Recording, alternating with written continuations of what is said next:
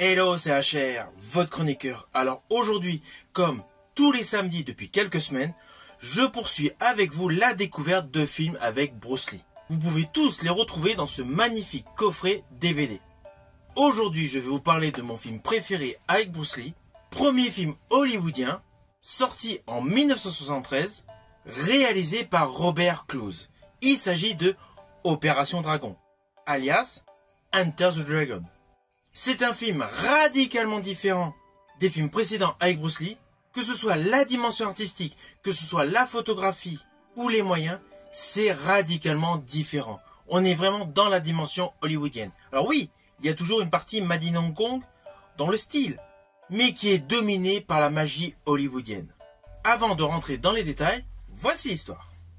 Alors bien évidemment, je vais vous faire de manière très succincte, de manière que vous puissiez découvrir pleinement ce film.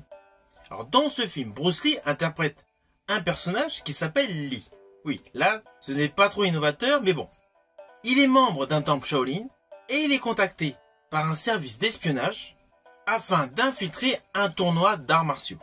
Ce tournoi se déroule sur une île top secrète, une île complètement sécurisée, à un mystérieux Han, interprété par Shiken.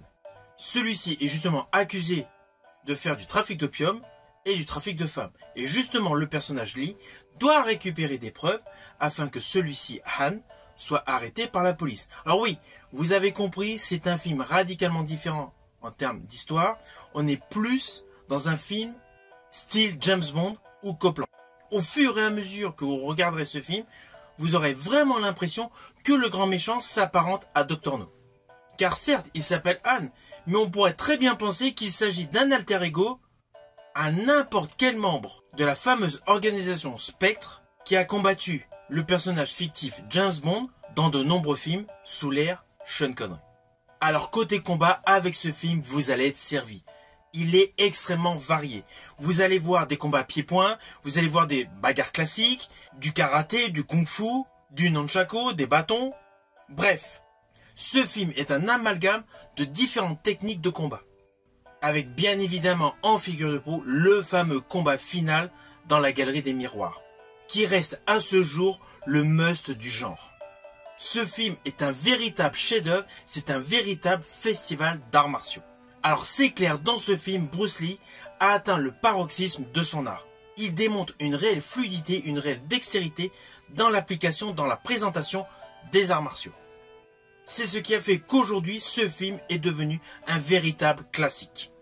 Car tout simplement, Bruce Lee est totalement efficace et à partir de ce film, Bruce Lee a imposé son style. Alors, au vu des performances de Bruce Lee dans ce film, forcément ce film a rencontré un succès énorme et au vu de la dimension artistique, la dimension scénaristique et du budget conséquent de ce film permettait à l'acteur Bruce Lee de devenir véritablement une star internationale. Ce film a une dimension ultra importante dans le domaine des arts martiaux au cinéma. C'est pour ça que c'est devenu un véritable film culte. Enter the Dragon from Warner Brothers. Alors au final, naturellement, c'est un film que je vous invite à découvrir. C'est réellement le must du genre. Et malgré qu'il date de 1973, ce film reste à ce jour l'un des meilleurs films d'arts martiaux. Car même les effets actuels, les fonds verts, tout ce qui est CGI, ne feront jamais mieux que ce que faisait l'acteur Bruce Lee dans la réalité. Si vous avez aimé ma vidéo, n'oubliez pas, petit pouce vers le haut, pensez au partage. Quant à moi, je vous dis à samedi prochain pour le jeu de la mort.